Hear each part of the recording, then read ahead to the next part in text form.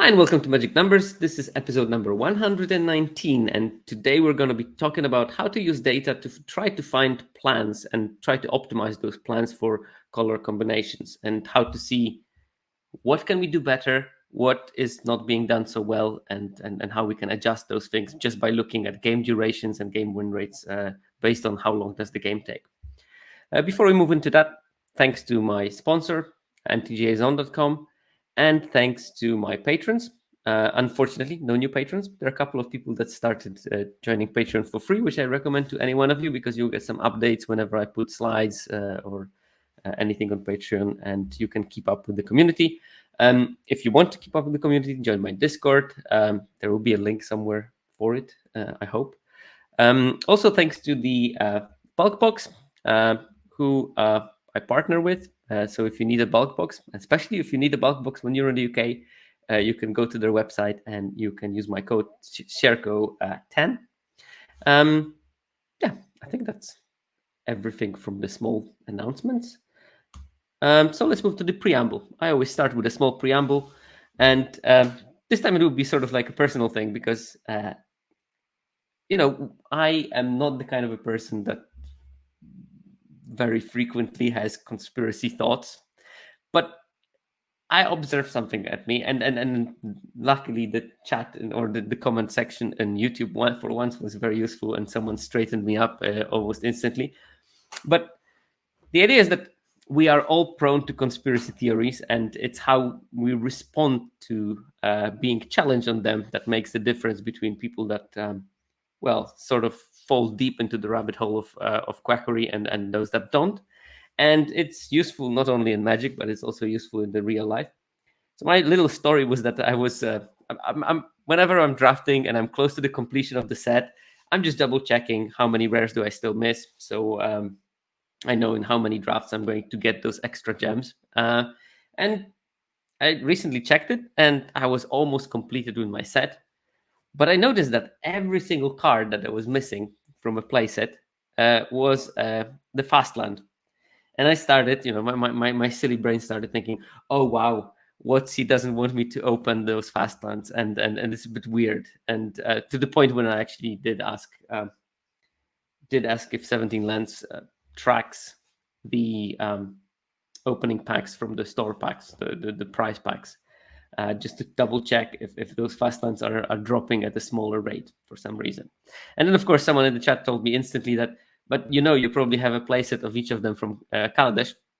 True, I did. And because you have a playset from Kaladesh, there is the duplicate protection. So these are the cards that you will never open in your prize packs unless you already excluded all the other cards in the set. So that's actually something good that WotC did. I'm not going to open those cards that are useless to me for constructed because I already have them until I open every single other rare in the set.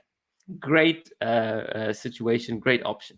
And of course, as soon as I heard it, I was like, obviously that's what's happened because I forgot that this duplicate protection exists. And this is the sort of right answer to it. The tendency to have a conspiracy theory thoughts doesn't mean that you're going to fall for every conspiracy theory. It's how you respond to when you're challenged with responses. It's like, if you don't know anything about climate change and you read something about whatever kind of oil industry inspired narrative about climate change not being real there is.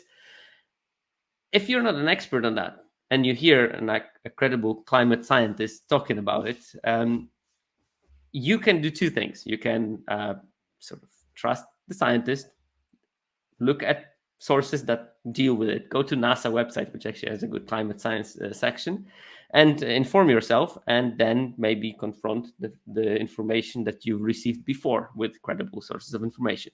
Or you can double down and you can choose to believe the information that is more fitting to your, ideology, to your political leanings, and discard the credible climate science because it just doesn't fit the picture of the world that you want to have.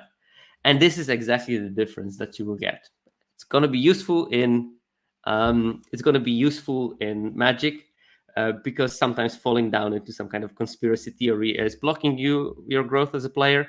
I frequently see people complaining about shuffler damaging their win rate, and that probably detracts those players from focusing on things that are real problems in their game, which I assume there are many because they are humans. And since they are humans, I can assume that they have problems in their game of Magic, because every human has some shortcomings, and that goes for every level of skill. You can't have a perfect Magic player. So yeah, that's my short preamble, and with that out of the way, we can move to the actual topic of the seminar, and that's figuring the plans. So finally, there's been the data set for the game data released on 17 lands, and since LCI, I started looking at one particular combination of data that I hope can inform you better on what the plan of the given color pair is, what the successful plan for a given color pair looks like. And since then, I started basically looking at combination of those two data sets and trying to figure out how can I find cards through looking at those data. And those two easy data points are what is the plan for a given color pair and how good are those color pairs in implementing that plan. And I use two metrics for that, and I'm sure that you can find some other metrics that will be able to tell you something about them. I'm not claiming that this is a complete analysis and there is nothing that can be added. I'm super glad if you have some ideas and suggestions for that. But one thing I'm looking at is the win rate for games that end on turn X. And by looking through those, I can see which decks are good in the early game, so they want to finish the game early, and which game decks will be good in the late game. But then there's the second number, and that tells you on how good are those decks in implementing their plan, is what percent of games are ending on turn X or before turn X. That's probably even a better metric because the differences on each particular turn are usually quite small. But if you look at, the fraction of the games that end before turn 10, there will be big differences between different archetypes. So if I look at the early deck, if it is capable of ending like 60% of their games before turn 10, and the other deck is only going to be able to end 45% of their games before turn 10, I know that the one that's capable of ending 60% is probably going to be better than as an early deck if they have the same win rate, because it can implement the plan much better.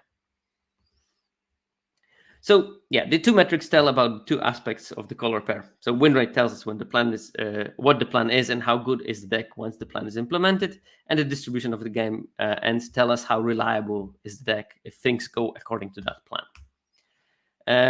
And both of those aspects need work. So need to work in order for the deck to be good. Because yeah, again, deck that wins 100% of long games but only gets to a long game 10% of the time is not going to be great, because it will rarely be able to implement the plan that it wants to be implementing. And yes, of course, if it works amazingly.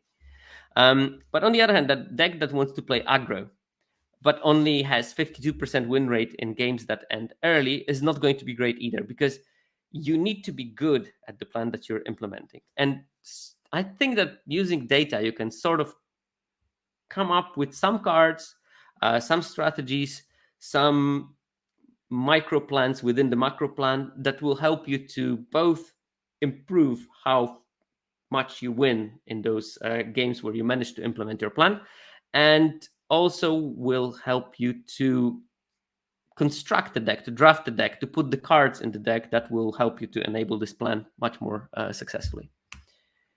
So knowing which of those two aspects is failing the particular deck is a key to solving formats. And because if you know what is failing, you can address the right problem in the draft. If you know that your deck is good winning early, but just doesn't manage to win early, to end games early frequently enough, you need to work on the cards that will help you enable that plan. You don't need the card quality, because you know that if you manage to finish the game early, it is going to be it's going to be fine.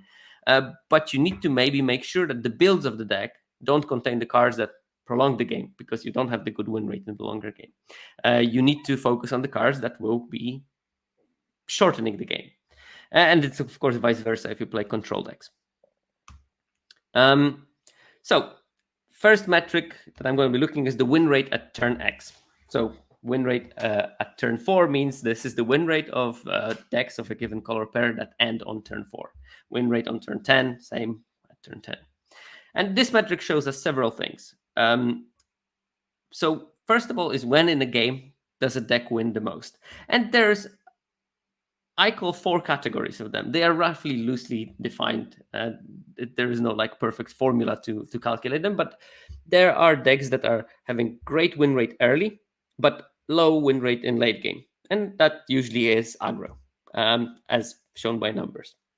Then there are decks that have a decent win rate at any time, preference in the middle of the game, but they can be good early and they also can be good quite late. So this is the definition of the mid-range decks.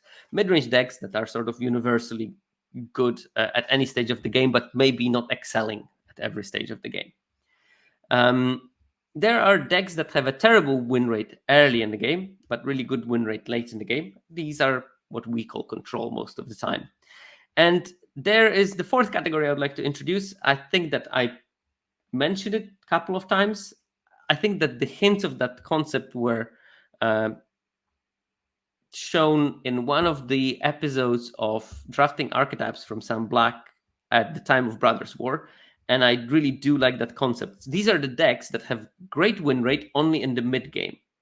They're not super great in winning early, and they're not super good in going into the late game, but they're really good in winning in this mid game.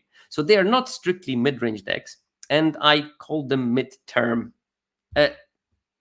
Figure out a better name and let me know. But I think that's a very important distinction to not treat them as mid-range deck. And those mid-term decks are very often assemble an engine, but that engine is not like a super long game engine. So maybe you need to put a couple of pieces, and then after those couple of pieces are put together, you win rather quickly. But you can't win early, because in order to win, you need to assemble those couple of pieces. And Brothers War was actually a format where those decks were quite prevalent, and all those kind of Power Stone based decks where you spend first 3-4 turns building up your mana base with those Sentinel Stalwarts. Was it Stalwart? Sentinel something, Sentinel.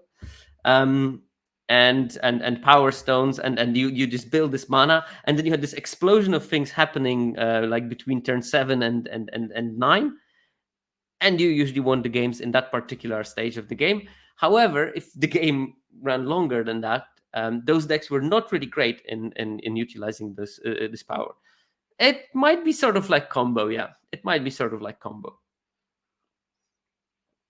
I mean, I'm afraid of using that phrase because, you know, when you think combo from Constructed, it's like deterministic almost, and here it's more like loosely joined up synergy, high synergy kind of mechanism that probably you can assemble on many ways. But in the end, it results with this semi-fragile concoction that can win a lot in the mid game, but will not progress to the late game very successfully. So I'd like to put that determination, because we might have actually an idea that maybe there are a couple of decks like that in this particular format. Okay, so here we have the graph of win rate at turn X for each color combination of the 2 color combinations in this format. And we have like white blue. You can see that the highest win rate is somewhere at the past turn 12. So it's a control deck, or at least it wants to be a control deck. Then we have white black, which has good win rates every single step of the way. I mean, maybe it's not like super early. It's not great in that stage, but from turn 7 onwards, it has a very solid win rate at every single stage. It doesn't have like a peak anywhere that is apparent. I would say that the data from turn 4 is a bit iffy, because these usually are based on slightly smaller sample size. Domino Man.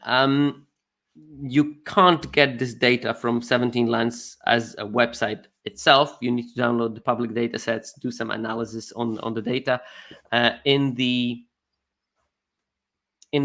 game data sets on 17 lands, you have the duration of each and every game that was logged. So this is based on 780,000 games that ended on different turns.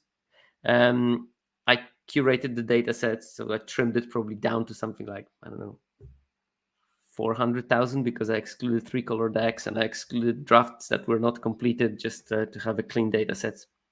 I mean, you can download the data; they're publicly available. It's just that it's not even that hard to analyze. I mean, I do everything in Excel without like too much of a fuss. The main pain is to get to open the file, because they are huge.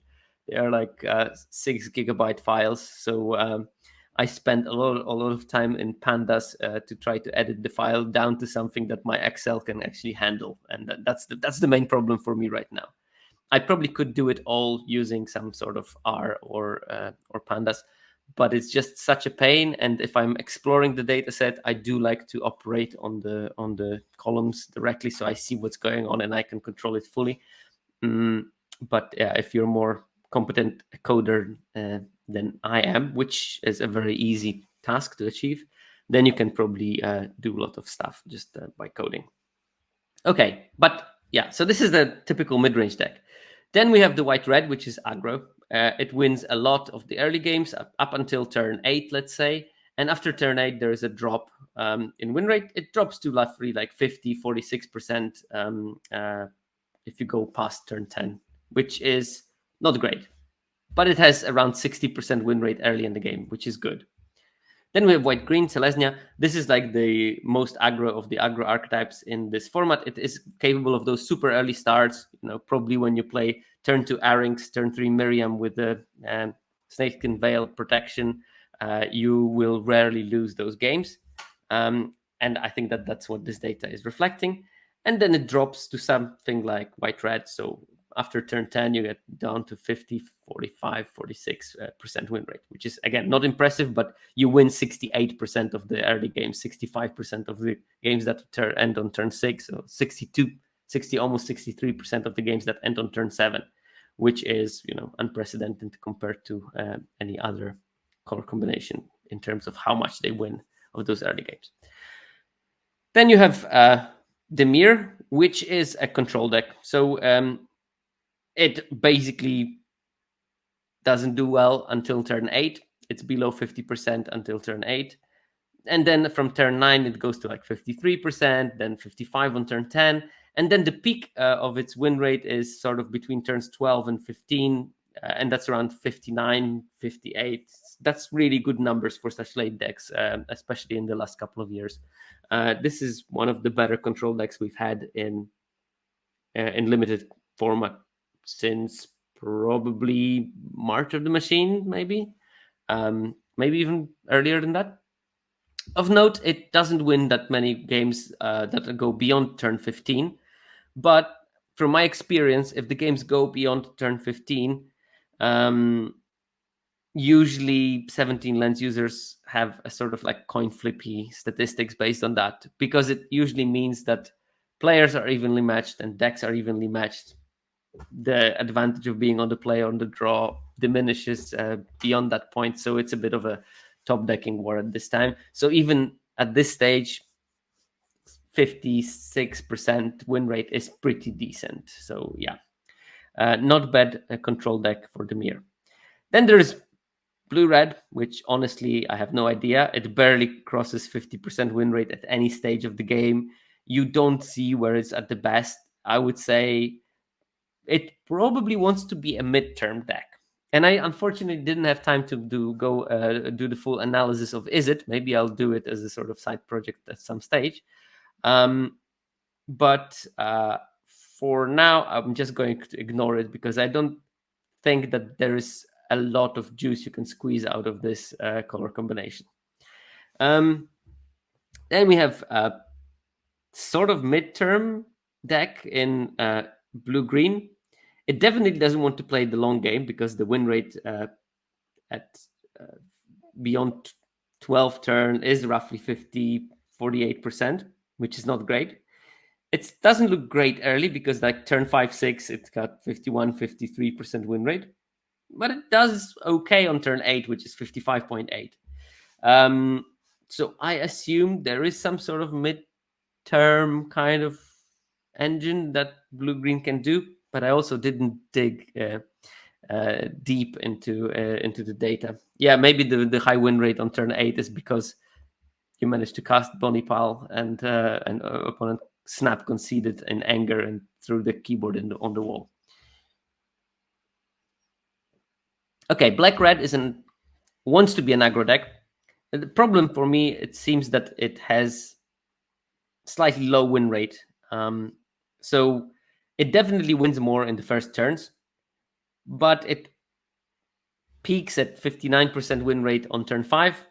And then turn 6, 7, it's already like 55% win rate, which is not impressive. And then drops to 52. And then like beyond turn 10, it has sort of like around 50% win rate, which is, again, not impressive. It has some grind. It's slightly better in the late game than white-red and white-green, but it's not good in the early game. So that is a clear problem with the power of this deck, that it wants to implement a plan, but it's not very good when the plan is implemented. Then we have the black-green, which is a sort of mid-range deck, but it's reverse from white-black. When white-black is not so strong in the early game, but carries very well to the late game, as well to the late game, in fact, as control does. Black-green does not so bad in the early game, but then drops off, and past turn 12, it doesn't do very well. And this is an archetype we're going to look in more depth during this seminar. So we're going to try to figure out what's going on in there. Now I realized I have slides for every single bloody one of them. Look at that. But yeah, we're going to interpret those things in a second. And then red-green is an aggro deck, and it's actually quite a strong aggro deck. It has like 65% win rate on turn 6, which is as good as Selesnya is. But then it drops really hard, and past turn 11, it has like 40% win rate, which is a big drop. It doesn't have the staying power that white-green decks do have. And white-green decks don't have that much staying power, but at least, they win the 50%, 48% of their game. 40% is already bad. So aggro, red-green, I mean, you need to really build it in such a way that you win early. So again, yeah, we can go back to those data again, and that like from this data, you can read that white-blue wants to play a long game, but even if games go long, it doesn't win much. So there is a power problem or a build problem. We're going to look at white-blue in detail because I think that's quite an interesting one for a reason that we're going to learn in a second. So white-black looks okay at every stage of the game. White-red looks decent, but early win rate is not amazing. This is another of the decks we're going to look in detail. So we're going to try to see how you can improve maybe the win rate of this white-red. Absenta HC, without going too much into the spoiler territory, I think that the data clearly suggests that there is a Jeskai control deck that can be actually quite good. But I didn't go too much in detail because the problem is that if 90% of the data shows you the aggro archetype, and then there's 10% of the sort of control decks that are maybe decent in it, it's very hard to disentangle it, even at the sample sizes that we're looking at. But there are indications that Jeskai is a valid strategy for playing white-blue. So sort of like white-blue as a main bulk of the deck with some white, with some red added for unnecessary cards that white-blue is struggling with. Okay, white-green can demolish early and has some staying power, not too much, but some. Blue-black, when plan of going late game works, it works very well. It's the best control deck in the format. I could Fundervunk. So Fundervunk is asking, could you use that tool that compared trophy decks to find the control archetype? Archetypes. Yeah, I think that well, now it's called differently. How is it called? I don't even know. It's on 17 lands. You can literally go there, and I'm sure that there are those clusters, and you can dig in those clusters and try to find the cluster with the control deck. Didn't do it. I sort of gave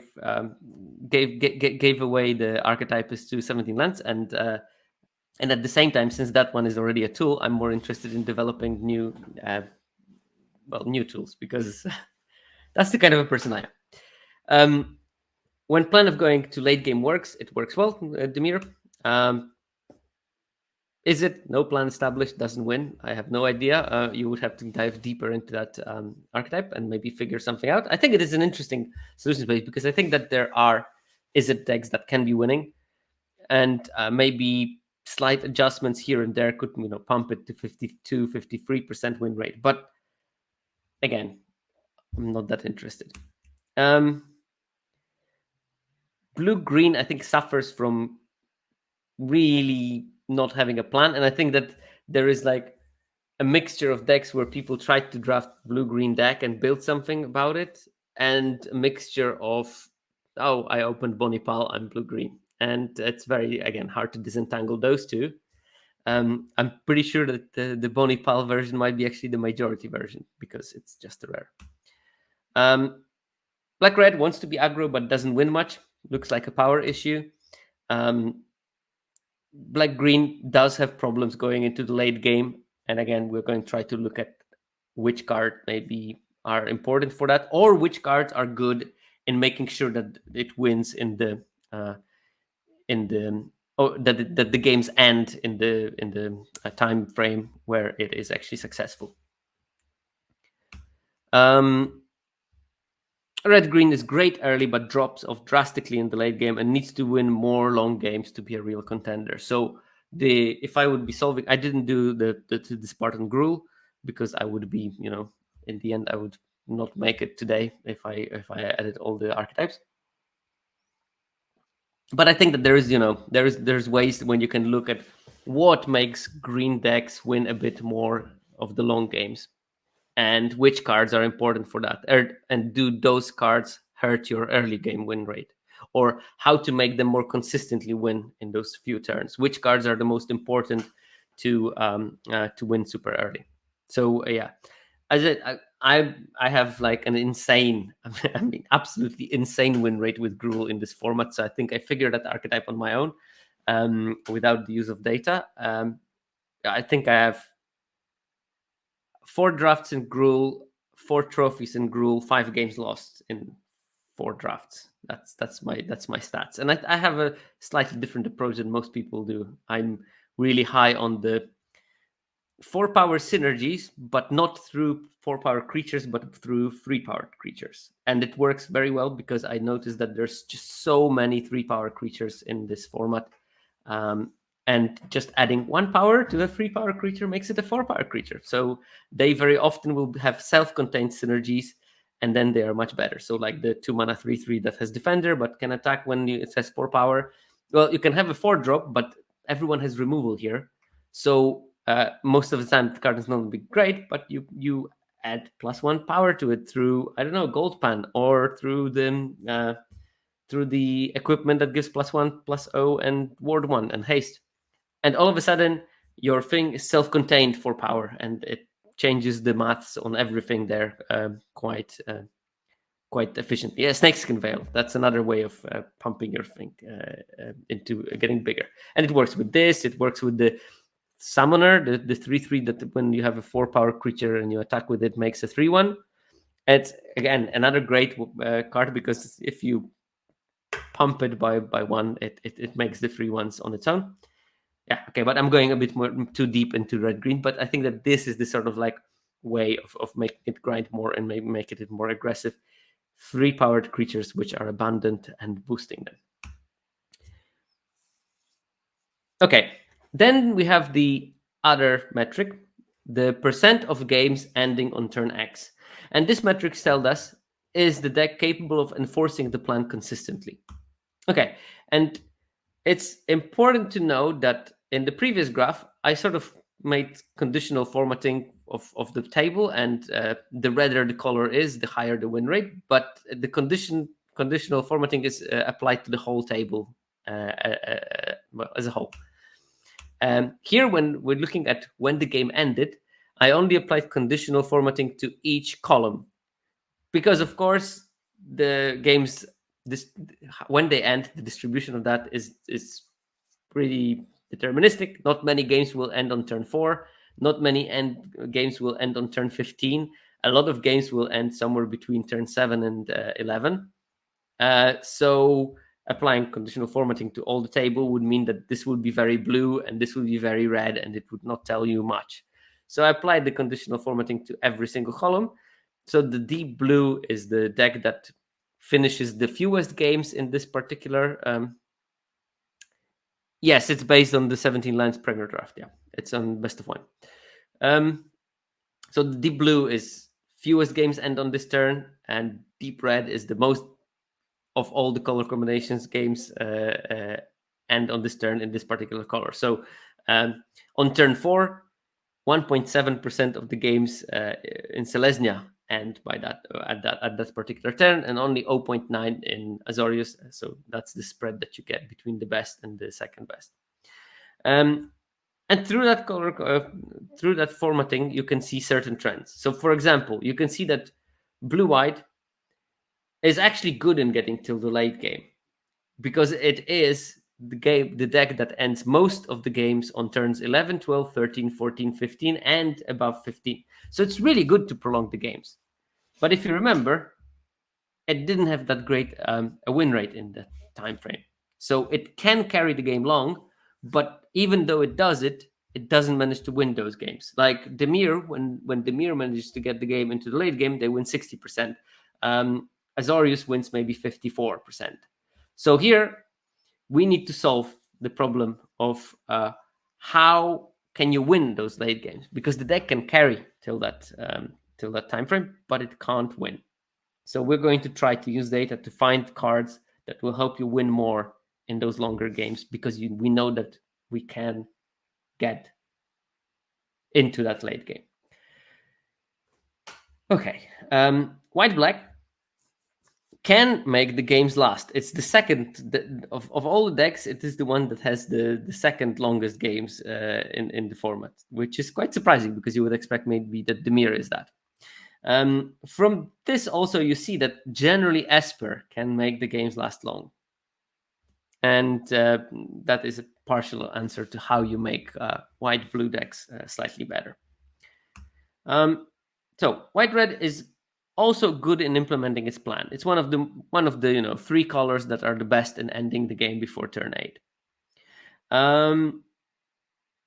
So the problem in here is bumping that win rate of the early games a bit, because you can implement the plan. It's all about the win rate that is the problem. It didn't have an impressive win rate in those early ending games. You would want something more. The aggressive decks, they want to win 65 to 70% of the games that end early.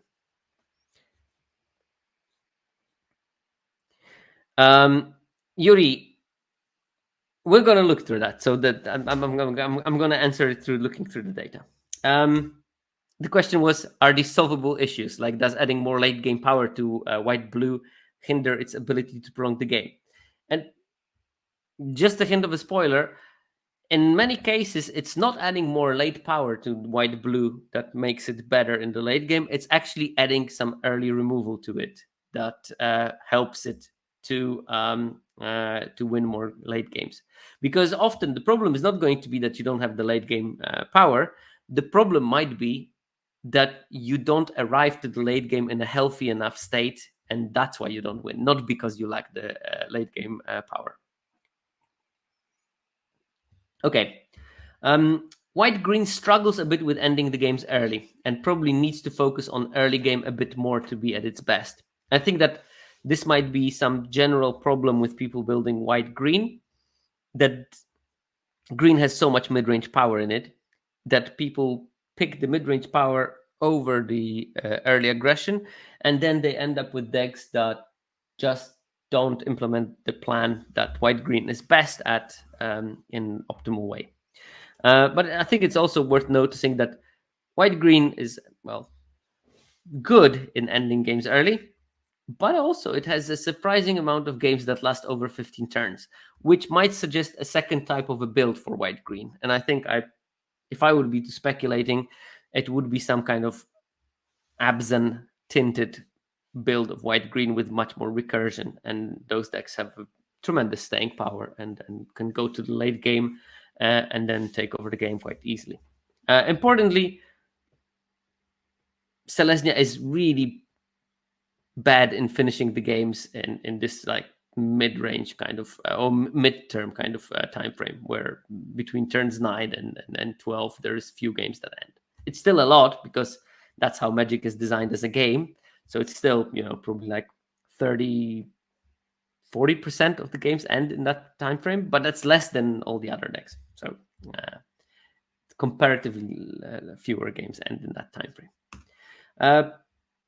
Dimir is great at ending games in turns 11-15, but there's a drop-off of win rate if the games go longer than that. So if you want to fix your Dimir builds, I think that you need some assertive finishers, and I'm talking like probably, you know, the 4/2 flyer that discards a card and you draw a card. That's a really good way of finishing the game slightly earlier and not having to deal with the game, you know, to forever.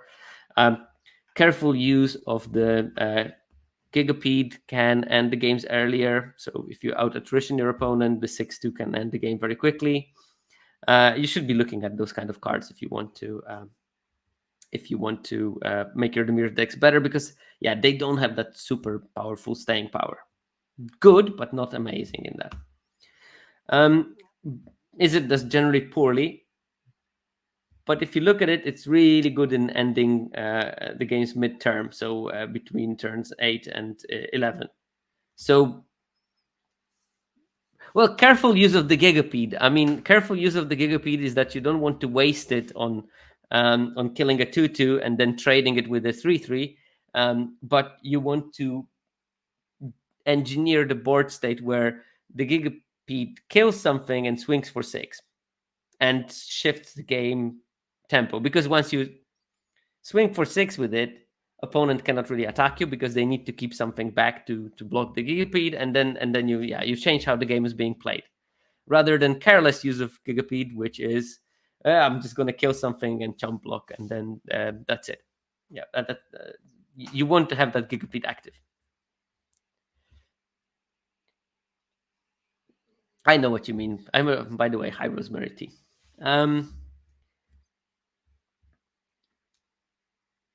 Okay, now oh, I even skipped the blue-green, but blue-green is sort of looking like it wants to be an aggro, but it's just very bad at doing that. That's why I didn't put anything about it. But Izzet does poorly, but it can end the games in a midterm deck as a midterm deck. So it won't kill early, but it doesn't want a long game. And if you are trying to brew something with Izzet decks, I think that this is the solution space when it would be good.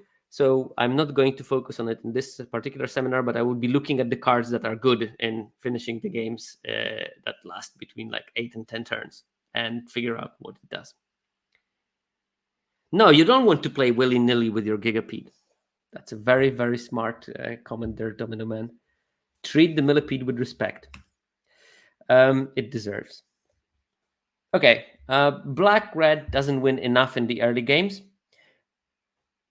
but also is not super amazing in ending them that early, but it's not bad. So I don't know if there is a way of solving it, if there is a way of building it better. I also didn't test it for this particular one, but I do expect that it might be one of those unsolvable issues. It's funny, because Yuri just said, is it a solvable issue? And I did use the unsolvable issue as in my terminology. So black-green, and here is the problem, that black-green decks go very late, but are not that great in long games. And I think that there is some sort of, there are a couple of things that we can address, and I'm going to talk about it in detail, so I'm not going to go super deep here, but definitely it's either trying to make sure that the games end earlier, or trying to make sure that you build the decks in such a way that the games can go late. And I think that these are two convergent way of trying to optimize black-green game, and we're going to look at both of them. So hooray times. So red-green decks are capable of ending games early better than any other deck.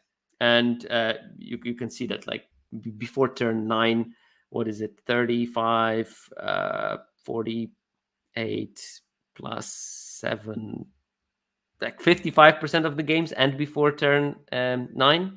And that's way more than any other deck. Like, when we're talking about Azorius, it's going to be closer to 30%, and here we have 55. So that's a huge difference in how many games end early with red green.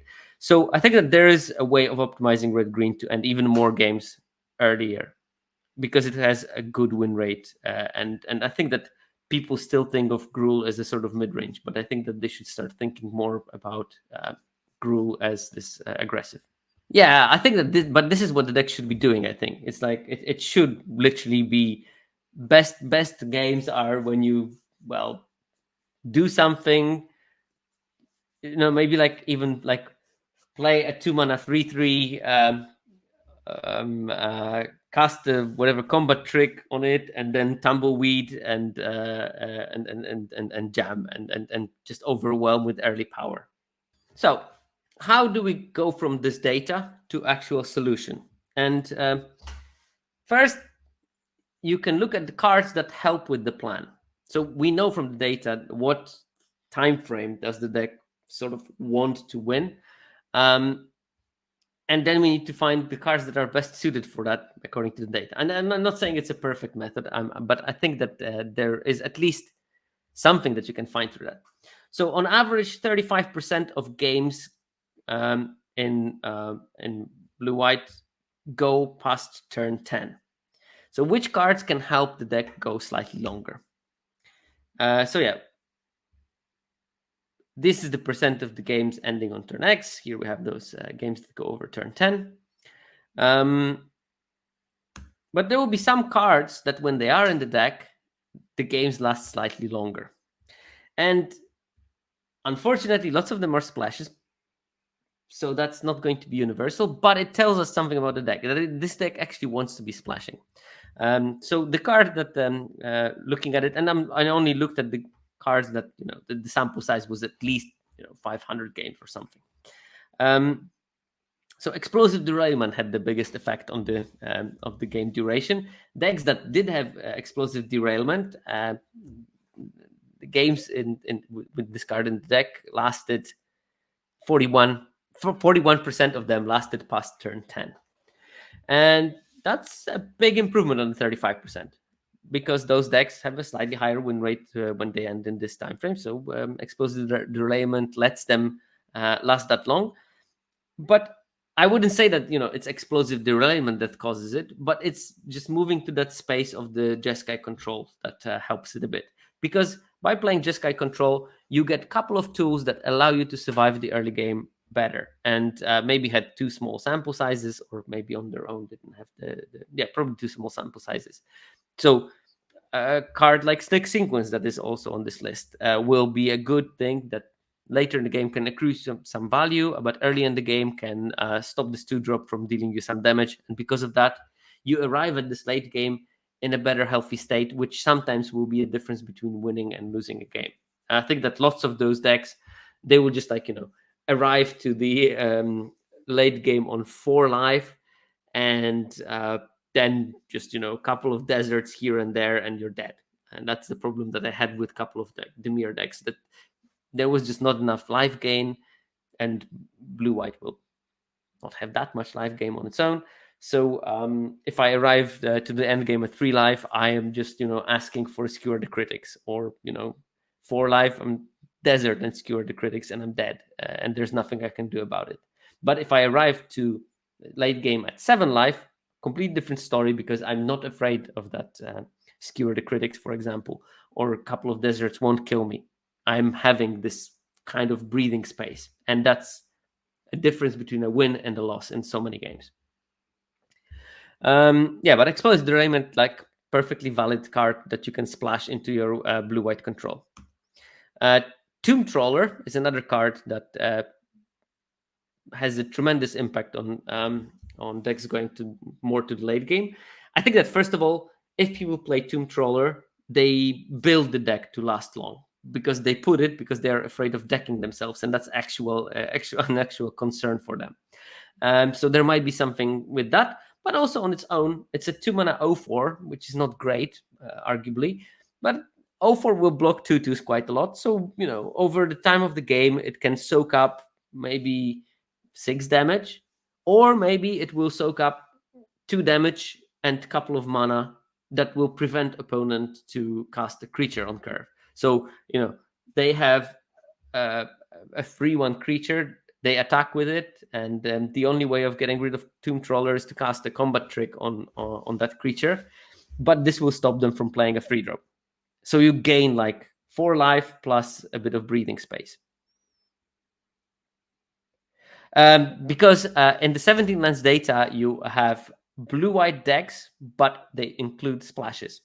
And the fact that we have those splashed cards in this data suggests to me that the way of making blue-white decks to survive longer in the game is to actually use those splashes and lean on cards from other colors that fulfill some functions that white and blue doesn't have. Because white and blue doesn't have those functions, it doesn't win enough. And we'll go through all the cards, and then I'm going to sort of sum them up because there is a couple of important trends in there, and then I'm going to look at it. So then Bandit's Hall. Blue black has this intimidation campaign. Blue white doesn't. You can splash it in, of course, but there's a problem with splashing disinformation campaign, and that's somewhere in the game. I want to cast it a couple of times per turn, and if I splashed it, I noticed that I am limited to casting it usually once per turn, and it's not great. Bandit's Hall doesn't have that problem because you don't cast multiple times a turn. It works slightly differently. It does help you with those splashes that you might be having, because it will give you mana of any color, and it will draw you cards, which is the function that you wanted to have from the disinformation campaign. Then we have Red Rock Sentinel. It's another card that plays both of those roles that I was talking about. It's actually a great early blocker because it's a 2/4 for 3 mana. It's very hard to attack into it. Even like with things like Trained Arynx will have a problem going to Red Rock Sentinel. So it can gain you some significant amount of life because people will just not attack into it. And if they do attack into it, you know that they have a combat trick. So you need to play around that. Yeah, they can bluff, but my experience is that usually they don't. So I'm just refraining from putting my Red Rock Sentinel in front of the Arynx if the opponent is mad enough to attack into it. But also, like, it is a very powerful draw engine and some sort of weird way of fixing because you sacrifice a land and you draw a card and create a treasure token when you use it. So I played decks where Red Rock Sentinel was doing double duty by sacrificing a land that I had redundant copies of and then making a treasure that I could use to cast my one-off splash thanks to it. It's great with many cards. I think that's an underestimated tool in the control decks, but it definitely prolongs the games in white-blue. Then we have Tyrant Scorn, another cheap interaction spell from another color combination that tends to be decent in as a support in control black. There's Form a Posse, and I'm assuming that in those blue-white control decks, Form a Posse is a sort of Imperial Oath, like a card that you want to draw late in the game and then cast it for 7 and stabilize the board and then maybe take over the board even at some stage because you have a couple of flyers and they will be like a must kill threats at this particular time. So maybe that's like a good finisher spell at uncommon for those Jeskai control decks. It does prolong for some reason because maybe those Jeskai decks are just good in prolonging the game. And we have Luxurious Locomotive, another surprising card to me, but it's a 6/5. It's colorless. It has a very cheap crew cost, so that's fine. And I guess that's the main appeal of it. It's not easy to kill with the sorcery speed removal. It's big, it can block Tarantula and trade with it, and it costs the same amount of mana, so maybe that's why it's useful. That white-blue doesn't deal with like a large density of those big threats so well that Locomotive can be decent. But keep in mind that those cards sometimes will have a small sample size, so I'm not absolutely sure if that is the case. Slick Sequence, another cheap interaction spell, this time with the help of red again. Now pointing at this Jeskai kind of control shell. Ariad's Lullaby, first card that is strictly a white card in the set. That is the most impactful on-color card. A lot of these cards are good with breaches. That's true, Rosemary T. Ariad's Lullaby, another cheap piece of interaction, and that's the only card that is strictly from white-blue, not part of a sort of splash or not a colorless card. And Desert's Dew, which is another cheap piece of interaction. And when we go through this list, Explosive Derailment, Tyrant Scorn, Slick Sequence, Ariad's Lullaby, Desert's Dew, that's like 5 cheap interaction spells. Plus we have those kind of roadblock creatures in Tomb Troller and Red Rock Sentinel that relatively cheap, that can stop 4 toughness, that can stop aggression. Interesting if maybe there is some kind of a maybe small boost from using the weird 1-mana armadillo in those decks as a roadblock that soaks up life and allows you to survive till the late game in decent shape. But if it's I would have to go back to the data and reanalyze it to see if that is okay, because it seems like it might be based on the other cards that we have here. But cheap removal is, I think, the biggest the Achilles heel of the color combination, and adding the cheap removal spells from other colors might be the way of making those decks go a bit longer. But that's only one problem. Like, blue-white is decent in going into those late games. So the problem with the color pair was that even if it manages to go into those long games, the win rate is still not spectacular. It was, if you remember, roughly 54%. So cards that are in the decks that win a lot of the long games should be a hint for what we are looking for. So I looked at some cards that and looked at their win rate in games that last more than 10 turns.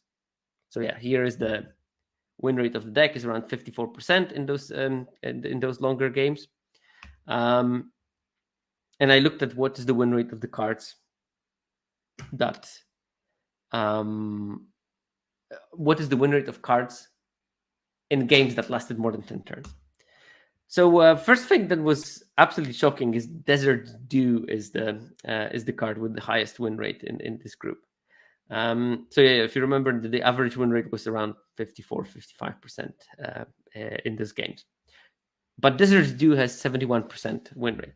Yes, small sample size. But I think that in general, looking through all the data from the set, it is apparent to me that the most important piece for any control deck is the cheap interaction. The more cheap interaction you have, the more long games you win. It's not the bombs. It's not whatever finisher. You don't care about that finisher that much. You can finish them with the 3/3 vanilla creature. If you manage to survive to the late game in a decent shape, and if you have answers to at least couple of bombs.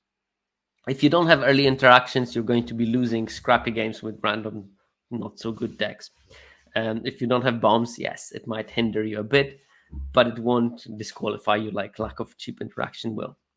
But okay, Desert Dew has an insane 71% win rate in the games that are lasting more than 10 turns, because most likely you will either stop something from killing you early with Desert Dew. It also sort of incentivize you to draft well. So to draft well, and by that I mean like draft with splashing in mind, and with splashing in mind, having a lot of deserts in your deck is always a good thing. So that's like a double whammy of what you want to be doing in this particular format. And yeah, the numbers just really, really high. Then we have Siphon Insight. It's a cool card. It gives blue-white access to bombs, which is great because you won't have them yourself, but maybe your opponent has some in their deck. So yeah, great card, Siphon Insight. Triggers Crime twice for what it's worth. Yeah, do scales with the game greatly. So it's a great early removal, but Deserts do, if you have the right deck for it, on turn 10, it's going to probably be a -5/-5, which is great. So it will be still cheap interaction, but it will kill big things. So yeah, again, that's a good point, Domino Man. Then we have Explosive Derailment. So you see that those Deserts do Explosive Derailments. Those cards were on the list of the cards that prolong the game as well. So they not only prolong the game, but they also win quite a lot of those long games. Decks that have them win quite a lot of those long games. So that's a strong signal to me that you want to be maybe not pure Azorius, but maybe like Azorius with splash of black, Azorius with a bit of splash of red, and those decks are doing quite well. And we have Jagged Barons, which is the black-red desert, which is funny in the blue-white deck, but okay, I'll allow it, I guess. Gold. This had a small sample size relatively to some of the cards. There you have Goldvein Hydra. It's like a great finisher. Like late in the game, is going to be amazing, and early in the game, you can play it as a 3/3, jump something, and have access to a lot of mana, which is useful for control. Collector's Cage is just amazing card. Baron Bertram Greywater is, yeah, it's just a decent creature in this kind of Esper solution space. Hollow Marauder, another great card in black that fits very well to the blue-white control shell. And Fell the Mighty, I was surprised to see that card having decent win rate in those blue-white decks. But I guess that you have a couple of like 0-power creatures that you can target, which is neat. And I guess that Wrathing is still good in this day and age.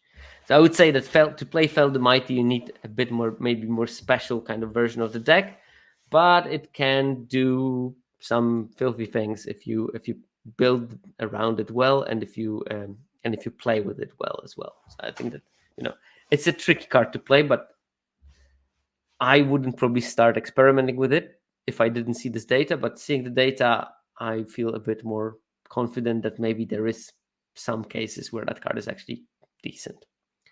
And the last, Ariad the Beguiler, that's a pretty cool reward for being in this Azorius deck that is not afraid of splashing a bit of black. Because, yeah, just ignore the aura ability. I think that just the 4-mana 4/4 lifelinker is amazing for your deck, because if it even manages to deal damage once, it stabilizes you so well. As long as it doesn't get killed with the first removal, it's going to be great for you if you cast Ariad. And because it's only a rare and it's like not really constructed playable, it will go late in the pack. So if you are the Esper drafter in the pod, sort of like, or Dark Azorius drafter, Ariad will be a neat reward for you in being in this. And remember, with the frequency of rares in the packs for OTJ, you will see Ariad twice every 5 drafts, so once every 2.5 drafts. It will be open at your pod, which in case of Ariad means frequently that you're going to see it because it wheels routinely. Okay, so when we look at the white-red, this is a deck that does want to end the game early, but the win rate is not amazing. So I think the first thing to look at would be to try to find cards that have a good win rate in those early games. So the cards that really do help you win early games. Second of all, white-red is also good in implementing its plan, but you can improve it. It's not like the best in ending the games early. So I want to look at the cards that are in decks that finish a bit earlier than the others. So you want to load up on those cards. And here unlike in the previous graphs when I focused on either or, I wanted to look at cards that are both having high win rate compared to the average for the archetype in the games that end early, but also cards that increase the fraction of the games that end early. So I know I hate to have a same axis for two different measures, but here we have win rate in short games, and the average win rate in those short games for the cards that I looked at was roughly 57%. So everything above 57 will be above average, and fraction of short games that was around 49%. So I also selected the cards that are over that average of 49%. So these are the cards I selected. The card that increases the fraction of short games most when it's in the deck was Mobile Homestead for some reason. I don't have a very good explanation, but possibly playing it on turn 2.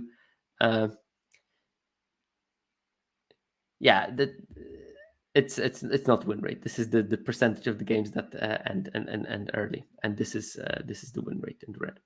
But I guess Mobile Homestead, when it's played on turn 2, can ramp you to 4, which can guarantee that kind of mana advantage that you have. I like Homestead in many decks. The card is really great. We've seen it on the Pro Tour in one of the featured drafts, how I think that Javier Dominguez was showing what Mobile Homestead can do if you're just hitting land after land out of it, which is great. You won't always be that lucky, but in some games you will, and those games will end shortly, and you're going to win them more likely than not. Cunning Coyote, I think a key card in this white-red deck, also in combination with a couple of other cards, and a bit touching of on the 3 power creatures being great as power 4 matters enablers. Because a curve out of plotting Cunning Coyote into Scalestorm Summoner is a great curve out. Because on turn 3, you cast Summoner, you cast Coyote for 0, you make Summoner a 4/4, you swing with both of them, you swing for 6, and you make a 3/1. And good luck winning against this curve out.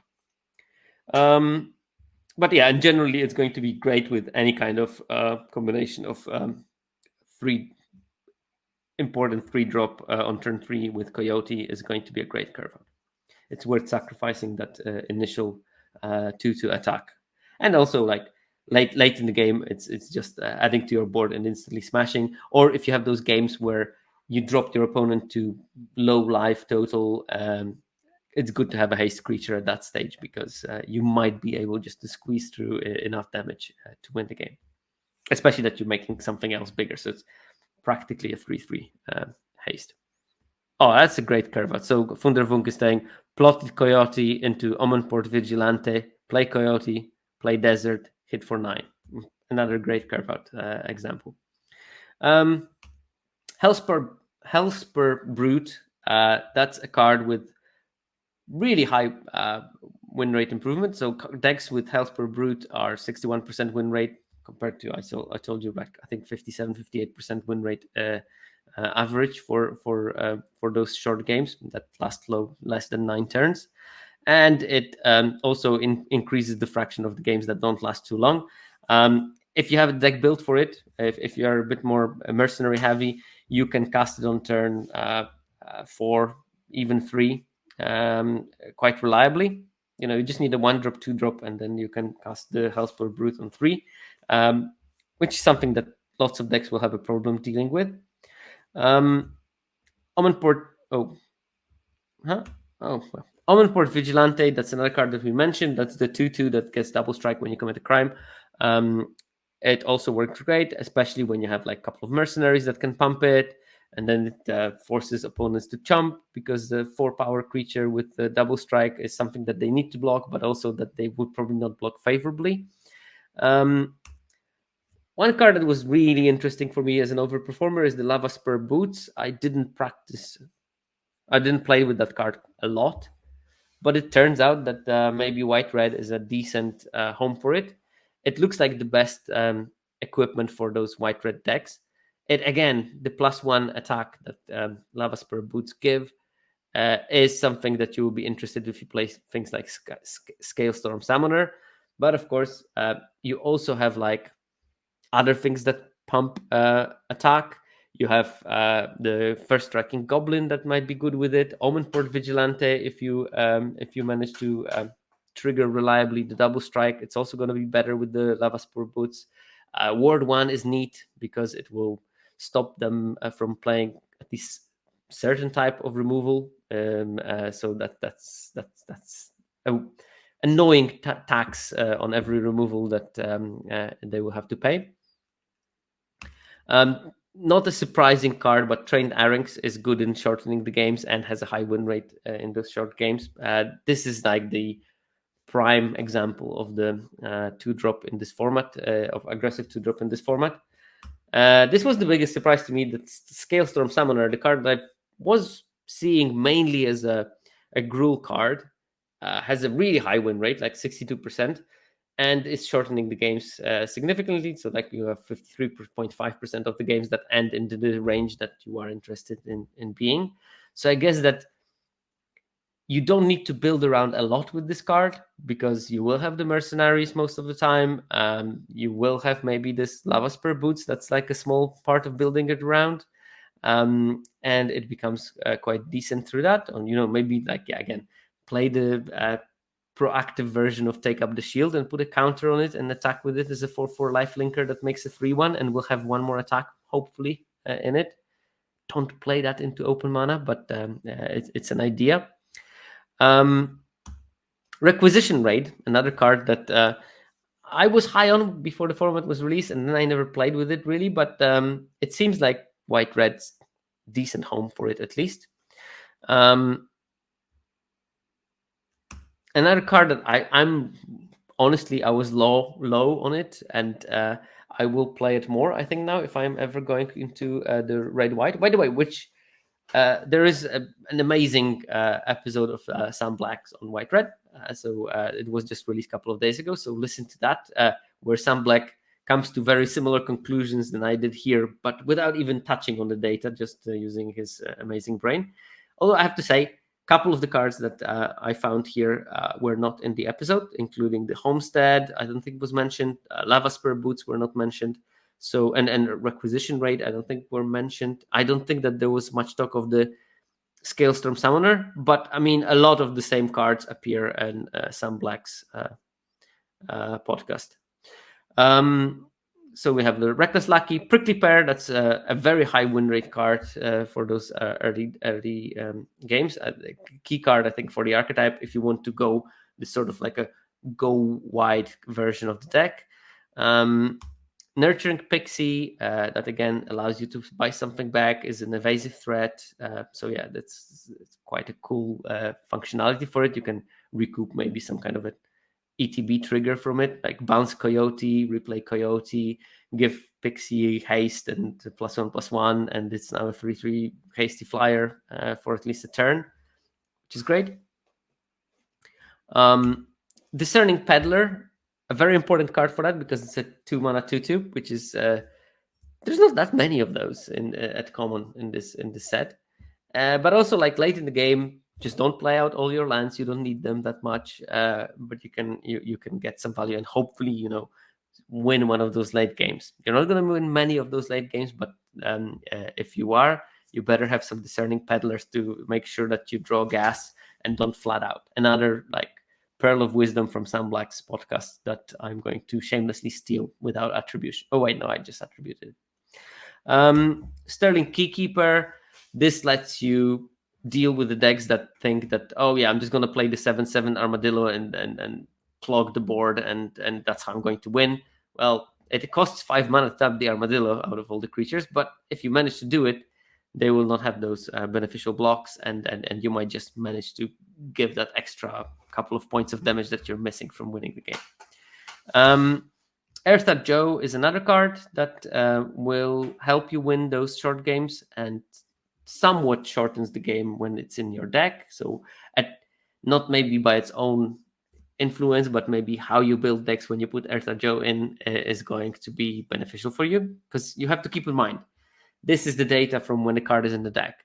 It doesn't necessarily mean that this card is causing the difference, but it might mean that the cards that you surround this card usually, because you try to build synergistically, is the way to go. Either way. So it's hard to determine the impact of a single card, but just look at it. Wunderwunk is surprised that the Holy Cow is not on the list. I think it is a very important card for white-red. The problem with this card is that it's just played in almost every copy of it. And because it's played in almost every copy of it, it will be naturally closer to the average. This metric will, just by how math works, will accentuate cards that are played less frequently because they will have a bigger impact potentially.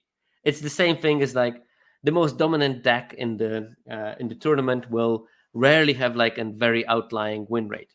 So most dominant deck, you're sort of happy if it's like 51% win rate, because it's been a large chunk of the meta game. Lots of the games will be mirrors, whatever. It will rarely have the high win rate. If you exclude the mirror matchups, then it's a different story. But then you limit the sample size by quite a lot. Okay, and the last one is Take Up the Shield, which I put in this because it does technically fulfill the criteria I set, but of note, it doesn't prolong the game that much, and it doesn't improve those early game win rates that much. I do think that it has other benefits, and it can actually make you win those games that last slightly longer a bit more, because this is the card that you want to play, not on turn 4, not on turn 5, but like end of the game, and the extra life will let you survive slightly longer and draw into your into the thing that will let you win. Okay, well, that is it for the white red, and we have the last color combination that I wanted to look at, black green. And you can go about black green in two ways, as I mentioned before. This deck is good in winning in this mid section of the game between turns 8 and 11, roughly, but it didn't have like great numbers in those long games. So you can either make sure that you build the deck in such a way that it kills the opponents early enough. It won't kill as early as aggro, reliably at least, but it can kill in those turns 8 to 11. And by putting some cards more than the others, you might be just able to boost that and sort of lean on the natural power of that deck of being able to successfully kill in the mid game. But you can also make a second approach and draft the deck in such a way that your long game improves. And we're going to try to look at which cards are good for either of the strategies, and also some of those cards will appear in both. So, as I said, black-green has a decent win rate in this 8 to 11 turn kind of time frame. And then you have a drop-off to 52% past turn 13. So not great in the long game. While like white-black has a 56% win rate at the same stage. So white-black has a better staying power. I looked at the cards that have the best win rate in games ending at turn 7 to turn 11, and instantly I encountered a problem. Like almost all those cards are busted rares and mythics. We have Overwhelming Forces, Voltborn Tyrant, Bonipal, Dust Animus, Hollow Marauder, Hostile Investigator, Harvester of Misery. Then we have the first and only uncommon on the list, Outcaster Greenblade. And then we have Rakdos and Goldvein Hydra. So like really strong bombs. Some of them splashed into the deck. But of course, you can't really... I can't give you as an advice, well, if you want to win with black-green, why don't you draft more Overwhelming Forces? Because, of course, this is not anything that you have agency over. You will open it or you won't open it, and that's more or less it. Voltbolt Tyrant even more so. You literally have to open it to have it in your deck. So I did some trimming and I looked only at the cards with lower rarities on that list, and they will not have as high win rates. So here we're talking about 62 to 60% win rate. We're going to talk about cards that have slightly lower win rate, but it's still higher than this 56 57% average for this particular time frame. So yeah, Hollow Marauder and Outcaster Greenblade made it into the top 10 of actual cards. So they have a 60.5% win rate in those games ending at turn 7 to turn 11. And these are the ones that will let you win early. Outcaster, because it gets you the mana. It's important that this deck is mana hungry to get all the mana that you want. But also, if you build the black-green with some splashes, it lets you cast those splashes, and frequently there will be bombs. And also gives you some crime triggers, most likely. And if you play turn 1 desert, turn 3 green blade, turn 4 play another desert, it's 3/4 already active. So it actually can start doing some damage. And because it can start doing some damage, you are going to be in a better position to end the game in the time frame that you're interested, because you were proactive from the beginning. Hollow Marauder is great because you probably cast on turn 5 or something, get rid of one of the last cards from your opponent's hand, draw a card. It's a 4/2, but super evasive. It usually gets killed quite early, but if it's not exiled, then you usually manage to reanimate in one way or the other when you're playing black-green. So Greenblade I talked about. Spinewood's Armadillo, also an important card. Black-green in particular has a lot of reanimation. Being able to discard Spinewood's Armadillo and reanimate it earlier than the mana cost suggests is something that is very useful. Gaining life technically will help you to get to the later game, but the problem is you don't want to go to the later game. You just want to drop the Armadillo as quickly as possible onto the battlefield and start jamming with it. If you manage to drop it early, opponent will not have physically a way of killing that creature, because minimum is 5 mana to kill it. So if you can drop it on turn 4 somehow, you're going to be golden. And then Slash Oasis, the green-blue desert, which signifies deserts. There are 4 of them in total on that list. So if you're playing black-green, playing deserts is important. Having good fixing is important because you will frequently splash. The surprise free life on the Armadillo is also something that I managed to win games through me when opponent was attacking me for what they thought was lethal, and I just cycled Armadillo and swung back and won the game. Beastbond Outcaster.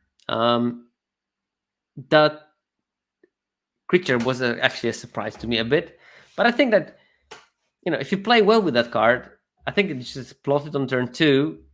Maybe you have the Grizzly on turn 3. Maybe you don't, but you can just cast it as a 3/3 early in the game, and that's perfectly solid because you have some offensive capacity through that, and you have some defensive capacity through that, depending on which one you choose. Late in the game, it will frequently just be a 3-mana 3/3 draw a card, which is great. So it's a good card, and it seems like it is having a very good win rate in games ending on turn 7 and turn 11 if you have it in your deck. I don't think it's strictly the Beastbond Outcaster's merit. I think that if people play it, they usually have many creatures with power 4, and if you want to end the game relatively early with a deck that doesn't have that kind of an aggro capacity, having a bunch of 4-power creatures is the good way to win. And I don't think it's strictly the merit of the Outcaster. It's more like what it represents inside of the deck and what kind of a deck building philosophy it personifies. So think about those 4-power creatures. The chunky creatures are good ways of winning with your Golgari decks. Festing Gulch is another desert. I'm not going to focus on that, but we have Honest Ratstein. And this is just my favorite card of the format. So I'm not going to say a bad word about it. It improves your win rate, and in the time frame when you are interested in winning, because you self mill quite easily in this deck. Last card on the list is Patient Naturalist, because I'm not going to talk about Conduit Pylons and Creosote Heath.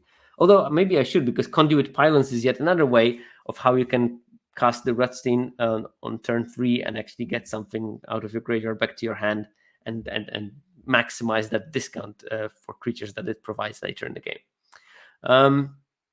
But there's a lot of self-mill.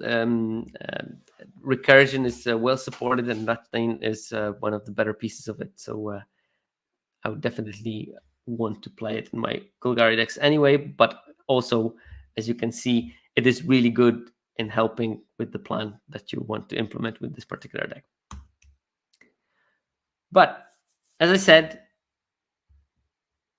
Golgari is decent in this mid-term kind of games. It's actually not even that bad in winning early. It's not great, but it's not terrible. But just doesn't win long games. And that might be a problem. So I decided to look into that specifically, and look at the cards that have very high win rate in those longer games. So remember that those longer games between 12 and infinite number of turns, they have a roughly 50, 52, 53% win rate. So I picked the cards, and again, I didn't focus on the rares, but rares are good. I focused on the cards that are lower rarity, and maybe some of the rares that are maybe not that obvious. So to my big surprise, the best card was Bucolic Ranch. It has 60.9% win rate in those long games. And I would not have thought about it. I played that card in my Selesnya, maybe Naya decks, but I never played it in black-green. But recently, I actually seen it being played in a Demir deck that wanted to go long, and it was doing absolutely fine as a Scryland. And in black-green, you have this advantage that also maybe you have the Green Blade that can fetch it at the right time of the game. And not drawing more lands and drawing gas for the rest of the game. And maybe, like once in the blue moon, drawing a giant beaver or Gitrog, and if you have it in your deck. Out of it is just gravy or cherry on top. Gravy on top doesn't work so well with cream. So yeah, Bucolic Ranch, don't look at this card as strictly I'm looking for my steeds. In game decks that want to have a better long game, this is a good way of having a mana sink and making sure that you're drawing good cards. Then we have a couple of splashes. Intimidation Campaign. It comes from an archetype that is really good in the longer games, and thus it probably also improves the longer game of this thing because it pads your life. And I think that one life gain is just so important to increase your chance of surviving into the late game. Because again, this is another type of deck that might be flying a bit close to the sun in terms of life total in the early game, and then that might mean that it will not be able to win games because there's always this risk of deserts pinging you out, for example. And this second card from the splash contingency is Shepherd of the Clouds, and that indicates of this kind of like absent space grindy deck. And I played a couple of them, but most of the time I was being Selesnya and splashing black. But I can perfectly understand how you want to, splash Shepherd of the Clouds and Lassoed by the Law into your Golgari deck to improve its long game. Shepherd of the Clouds is just a great card. One of my favorite cards in this set as well. Then we see Red Rock Sentinel. The same card was really good in prolonging the games in the blue-white decks. And here. Like, this is like a really important card in your control decks because of the 2/4 body being very relevant in this format. Hollow Marauder, and we see it for the second time. So it had It had a very high win rate in the time frame where you wanted your deck to be, but it also translates into being good, your decks being slightly better in the late game, with Hello Marauder decks having 57% win rate compared to the average of 53.4. And we have Lassoed by the Law, another white splash, and it's just like a catch-all, great removal. And I think that this deck does need some, and maybe sometimes those decks end up not having enough, and that's why they're not winning. While adding white for some of the removal is going to be great. And same here with Ruthless Lawbringer, another card that fulfills the same role as Lassoed by the Law, just getting you that extra unconditional removal. Also, in case of Ruthless Lawbringer, keep in mind that this destroys target non-land permanent. And so many times I destroyed their Bandit's Hole and stopped their card advantage, or I destroyed Intimidation Campaign, or I destroyed one of the Oblivion Rings that was keeping a creature of mine. So I basically reclaim my creature by sacrificing something that I don't care about. Blood Hustler, that was the card that slightly surprised me, but I think it plays the same role as the Intimidation Campaign. Late in the game, it lets you recoup at least some of that life that you lost early in the game against an aggressive deck, and sometimes it'll be just enough to keep you alive for long enough.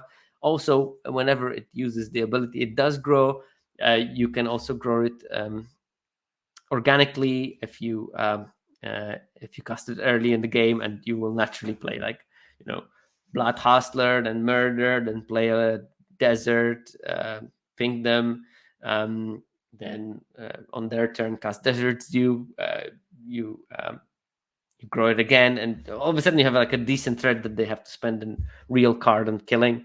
And if not, then draw it late in the game and just start draining them for one every second or every turn cycle, twice every turn cycle, and make the Blood Hustler slightly bigger. They also have to be killing it. And it's crime enabler, yes, that's true. If you have any other crime kind of payoffs in your deck. And then two rares that made the list in Smuggler's Surprise, the 8 mana Collective Company. Can I say that? You mill 4 cards. You may put up to 2 creature and land cards from among those milled cards into your hand. And then if you cast the other options, you may put up to 2 creature cards from your hand onto the battlefield. And a very useful option for 1 mana is creatures you control with power 4 or greater gain hexproof and indestructible until end of turn. And many times I'll just like cast it for 4 mana to save a couple of my 4 power creatures in combat, and then draw 2 cards. But if you draw it very late, you can cast it for full value, and I think that's why this card is improving the win rate of those long games, because if you have a long game and you draw your Smuggler's Surprise, you're gonna get some insane value out of it. And Pest Infestation, another card that it's good early, but if you draw it late in the game and you make like 8 pests and you destroy 2 Oblivion Rings, the game is just like completely flips, and you go from being behind into being heavily favored if you manage to resolve your massive Pest Infestation. So yeah, I really hope that looking through the data for those archetypes and just looking at those silly data points of what is the win rate at a given point of how long does the game last is actually at least mildly helpful to arrange how the deck look like. Maybe I do know my audience well enough to know that some of those things were obvious to at least the majority of you, but I think that some of those findings are not that super obvious. So maybe you learned something new about those archetypes, and maybe it will convince you that you should do similar analysis for another archetype because you're curious about how to make Simic work, for example. But I think that this was my last slide. So as always, I would like to thank 17 Lands team, Viral Misnomer, who is doing a stellar job of making this website one of the most useful utility tools that Magic has to offer. and ZTM for, well, being really important in how it's being run. I also want to thank the fake Jake Brown, my secret helper, who is releasing the podcast in the podcast version and doing lots of editing and removing all the Now I realize that you probably won't hear anything because he will remove all those, and I will sound like a buffoon. Also, thanks to all the patrons, to MTGA Zone, Bulkbox for my box partnership.